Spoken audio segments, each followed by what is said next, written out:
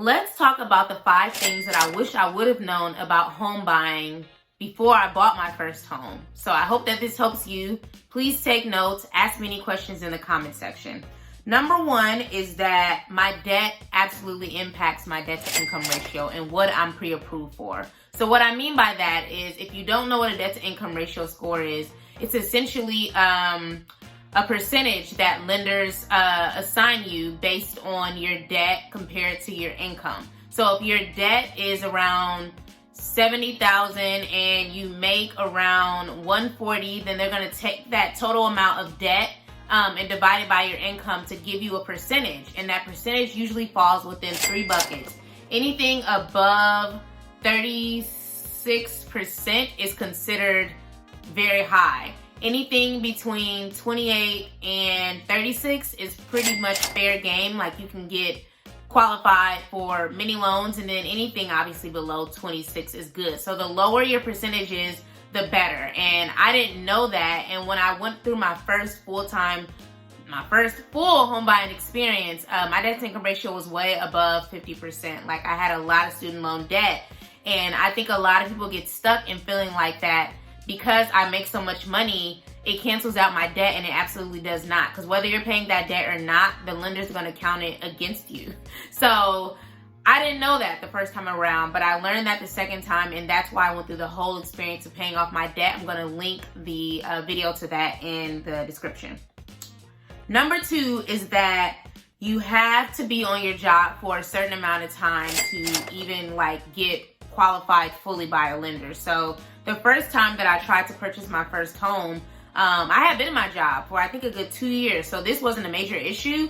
It became an issue the second time around because I had started a new job, been there for a couple of months, and unfortunately, if you are kind of brand new to a job, even though it was all within the same industry, certain loans won't allow that. So I didn't even qualify for an FHA loan because they are required, and you are required as the borrower, to be on your job for, I think it was a minimum of 2 years when I was buying. That may have changed. I'll double check and make the correction here on the screen. But with conventional, they're a little more flexible. Like, these are private lenders, while FHA loans are federally backed, which means that they're government, they're not government loans, but they're federally backed by the government, if that makes sense. So you got to make sure that you are aware of that, because if you're looking to go the FHA route, you need to make sure that you have that consistent 2-year job history on a job. And again, I'll double fact check that and make sure that that's good.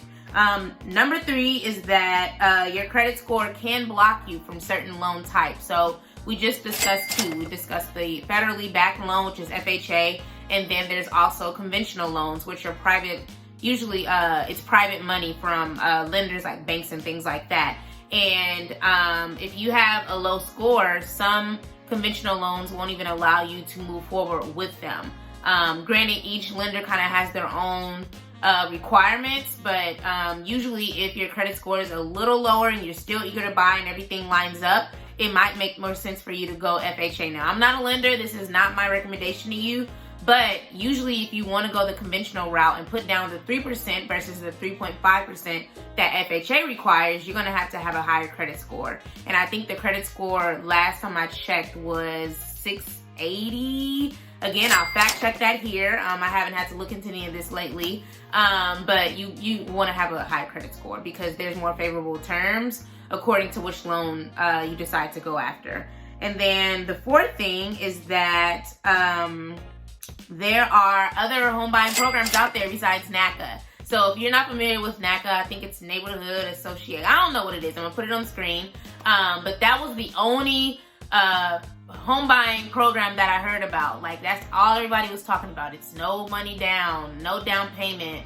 They assist with closing costs. That's all great. But what they don't tell you about is the back end of NACA and how much work you have to put in to even get to that point. Like, you have to start getting those things together months, even a year ahead of time. And if you're eager to buy now, like, that can slow you down. So what I did is started Googling different first-time homebuyer programs in my city and state. And I came up with one in particular. And that program actually was a catalyst of finding my lender, who introduced me to my agent. And Though I didn't qualify for that program, it was still good because I wanted to work with someone that was well aware and well familiar with these programs, because the goal was to be qualified for them, but unfortunately I was not.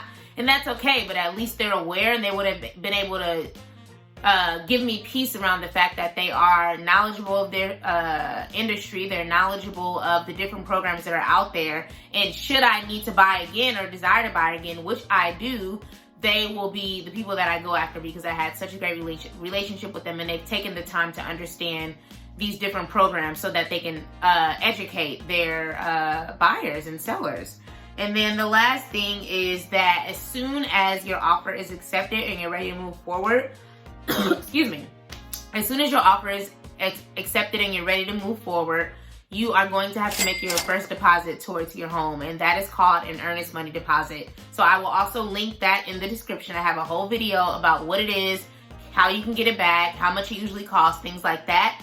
And people are often shocked. I was shocked when I first put in the offer for my home, and they wanted the money the same day. And I was like, oh, okay, well, do I write a check? How do I give you this money? And they're like, oh, you can deposit it. You can just send the money right on over.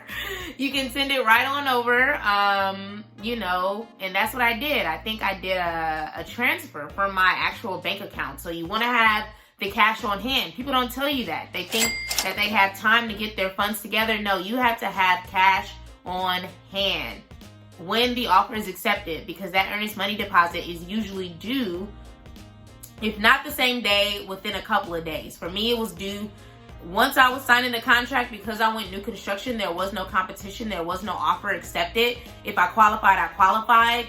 They wanted their money. So I gave them that money on a Saturday. We were looking at the home on a Saturday. I left, came back. The next Saturday, I was ready to put in the offer, and I had to give my earnest money deposit that day. And usually that's around 1% of the purchase price. And the great thing about this is that it very much is a deposit. So once you put it down, it counts towards your final closing cost. So if your final closing cost, and down payment, which is closing costs, for me, I loop in everything. Your down payment and your closing costs. I loop all of that together. Let's say that's $20,000 and you put down a $1,000 earnest money deposit, then you now are only responsible for $19,000. And then you can think about all these other things like seller credits and all the other stuff that you've already paid for is going to be deducted, like your inspection, and an inspection was optional for the state that I live in, but your appraisal and all the other things that are a part of the home buying process, that's going to be included on your closing disclosure. So those are the 5 things that I wish I would have knew before I bought my first house, but I learned as I went, and I hope that you can become aware and abreast to prepare for these things. So just to recap, number 1 is that your debt absolutely affects how much you're pre-approved for, which means how much a lender is willing to loan you to buy your house, which also indirectly impacts your debt to income ratio. Number 2 is that you have to be on your job for a certain amount of time in order to qualify for certain loan programs. So like I said, for FHA, they want to see a longer, consistent job history versus conventional. They usually have their own, rules and regulations according to the lender that you work with. Number 3 is that your credit score can potentially block you from these certain loan programs. So for a conventional loan, the credit score limit is usually much higher. I think it's like 680 versus FHA, which last time I checked, I think was 620. So that's a big difference. But the higher you can get your score, the better. I highly recommend that. No matter what loan you decide to go through, because you're going to get favorable rates with a better credit score, which means favorable interest rates, which means that the lower your interest rate is, the lower your down payment, the lower your monthly payment can potentially be, pending taxes and all that other stuff, obviously. Number 4 is that there are more home buying assistance programs out there besides NACA.